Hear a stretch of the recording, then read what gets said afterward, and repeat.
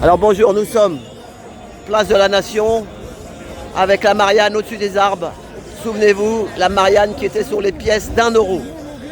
Et je l'ai la pièce d'1 euro. Regarde, regarde. Non, pas 1 euro, 1 franc. Ah ben je vois, ouais. Tu la vois, hein? C'est interdit de les percer. Voilà.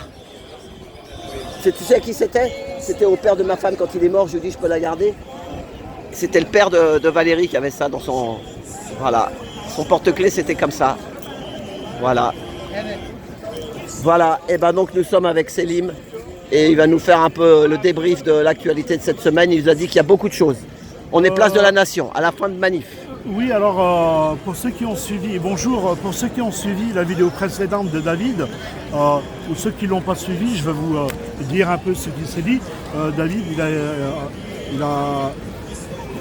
il a annoncé la manifestation, le rassemblement de l'éducation nationale, des profs qui sont muselés dans les écoles par rapport à l'actualité qui se passe aujourd'hui. Ah ouais, il y a c'est ça. beaucoup d'élèves, collèges, lycées, même primaires, qui demandent à leurs profs des explications, ce qui est dans leur droit et dans leur devoir. Le prof, il est là, il doit être pédagogue, informer, trouver les bons mots justes, comme quand il y a un attentat, quand il y a un drame, comme ce qui se passe actuellement à Gaza, avec l'amplification des réseaux sociaux. Attends. Oui, ouais, alors attends, voilà. Donc on continue sur ton histoire des enseignants. Des enseignants. Par rapport aux élèves qui demandent des explications sur ce qui se passe Voilà, dans le qui veulent monde. faire des actions. Et ces profs-là sont réprimandés par leur hiérarchie, leur interdisant de prendre position ou d'avoir des explications sur l'actualité d'aujourd'hui. Alors moi je voudrais rebondir là-dessus, c'est extrêmement grave. Comme pour beaucoup savent que je suis issu certes de la diversité, mais surtout que je suis pupille des nations. Mon père, que Dieu ait son âme, il a pris les armes contre les nazis. Il a gardé les éclats d'obus des nazis toute sa vie. Moi, j'ai été élevé avec des fils de résistants, des fils d'anciens combattants. Et nous, les héritiers, on est très colère contre Macron, contre lui personnellement. Il n'est pas propriétaire de la France. Quand les institutions internationales, dans leur droit le plus logique, disent que et annoncent des faits, parlent de génocide, quand l'État français, le gouvernement français... C'est sourcé ça veut dire que c'est classifié. Voilà, c'est classifié. Quand le gouvernement français, l'État français se rend complice de cette situation-là, Macron, lui, il lui reste peut-être 20, 30, 40 ans à vivre. Il va passer l'arme à gauche comme n'importe quel être humain, mais par contre les historiens vont se pencher sur la situation et ça va être l'image de la France, l'histoire de France, qui va être encore une autre fois entachée. Et ça, c'est extrêmement grave. J'en appelle aux intellectuels de bon sens qui ont de la réflexion, pas aux hommes politiques, je dis aux intellectuels, aux historiens qui se regroupent et qui tirent la sonnette d'alarme et qu'ils aillent voir Macron, lui dire clairement, attention, voilà ce qui pend sur la France. Nous, on n'est pas comptable de ce qui se passe. Le peuple de France, il est contre toute forme de guerre ou de violence ou quoi que ce soit. C'est une poignée de personnes qui sont parties bien en tête, va en guerre, comme pour l'Ukraine ou comme pour ce qui se passe actuellement en Israël. C'est inadmissible. Moi, je ne veux pas que mes enfants et mes petits-enfants plus tard, comme on reproche aux descendants des Allemands, leur coller l'étiquette. Regardez ce qui traînent les Allemands depuis 80 ans. C'est pas joli. Et la France, elle a eu suffisamment de tâches dans son histoire pour qu'elle en rajoute une autre. Quand on voit le discours de Dominique de Villepin à l'ONU qui a fait histoire, date et histoire à l'ONU, c'est cette France-là qu'on veut. C'est cette France-là que le monde regarde. C'est cette France-là que quand il y a des réfugiés, des asiles politiques ou des gens qui veulent visiter la France, c'est le pays des droits de l'homme, des libertés. Et bien tout ça, c'est tout en train de partir en volo. À volo. À volo ou en volo comme tu veux. Ah, moi je disais à volo même. Non, et c'est extrêmement grave. Voilà, c'était mon coup de gueule de la semaine. Les enfants sont complètement Ouais, mais perturbés. là, en plus, avec ce qui s'est passé hier avant-hier, là, maintenant c'est à d'autres pays là qui se la foutent sur la gueule là. Ah, l'Iran. Voilà. L'Iran. Alors là, l'Iran. Ouais, mais là c'est toujours il y a le même. Comme il a dit Francis, il m'a dit c'est le même impliqué là-dedans, c'est encore le même pays que pour Gaza en fait, quand même. On peut pas tout dire, mais on y va doucement. On y va doucement. Alors l'Iran, c'est 87 millions d'habitants. C'est pas l'Ukraine. L'Iran, c'est 5000 ans d'histoire. Ils ont du pétrole là-bas, non? Ah, ils ont tout. Ils ont tout. Ils ont tout ce qu'il faut. Ils ont même la pistache iranienne qui est réputée mondialement de très haute qualité. Eh ben, celle-là, elle est très peu exportée. Pourquoi? Parce qu'il y a une rivalité, il y a des lobbies de la pistache américaine de Californie qui mettent des bâtons dans les roues au développement de la pistache iranienne. Tu as les dattes iraniennes, ils ont une variété de dattes, à mon sens c'est l'une des meilleures au monde. C'est une variété, elles sont très grosses avec un tout petit noyau à l'intérieur. Bien que les dattes algériennes, elles sont réputées mondialement. Ouais, mais à part les dates. Ils ont le caviar iranien. Mais là, ils ont d'un côté, je donne pas les noms parce que sinon il faut pas dire, mais bon, il y en a le premier il a bombardé, l'Iran a répliqué. Ça veut dire que ça bombarde dans les deux sens maintenant. Bah oui, mais l'Iran, ça date pas d'aujourd'hui qu'ils se font bombarder. Alors il paraît que c'est parce qu'ils ont ils veulent faire la bombe nucléaire. La bombe nucléaire, je l'interdirais pour tout le monde. C'est ça. C'est simple. J'ai entendu, il y en a qui disent que c'est peut-être du pipeau aussi cette bombe nucléaire. Il y a du gros pipeau. Il y a un seul. Il y en a qui disent. Alors, ce que je veux dire, c'est très important. Il y a un seul pays au monde qui a la bombe nucléaire. Il y a la France, l'Angleterre, les États-Unis, le Pakistan, l'Inde, Israël, la Chine.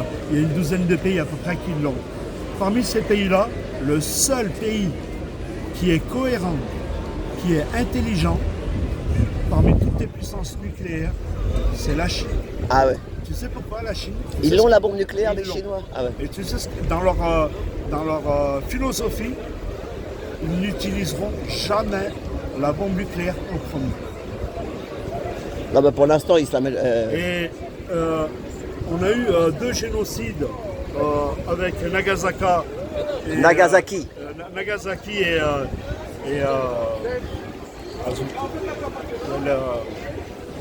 l'autre ville, elle s'appelle comment l'autre ville?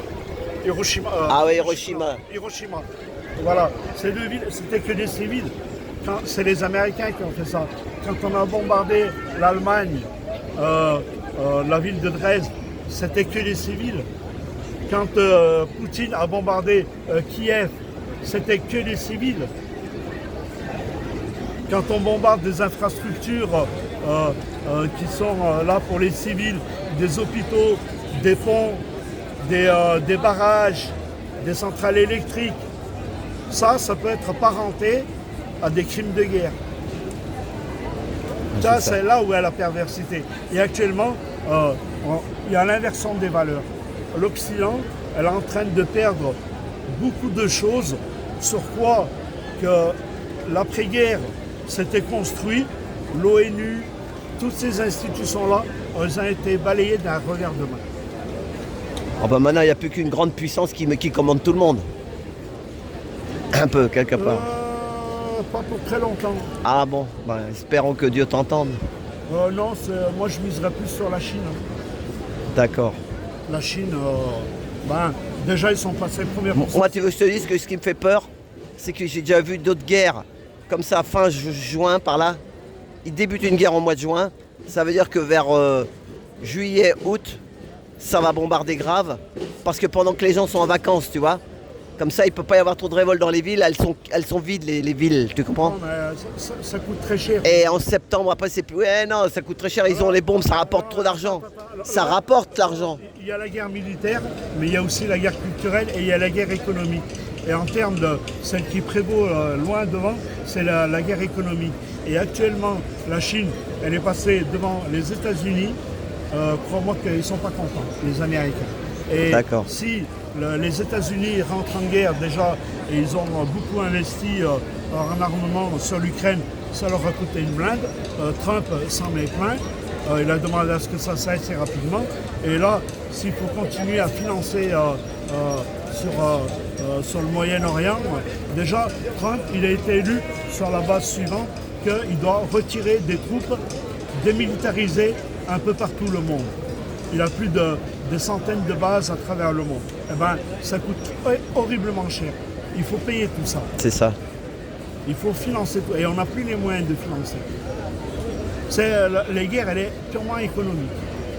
Et nous, regardez, on crève la dalle en France.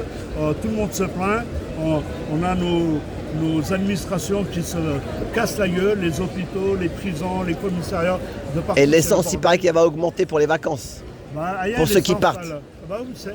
Alors l'essence, si le détroit de Gibraltar. Non, détroit de Suez.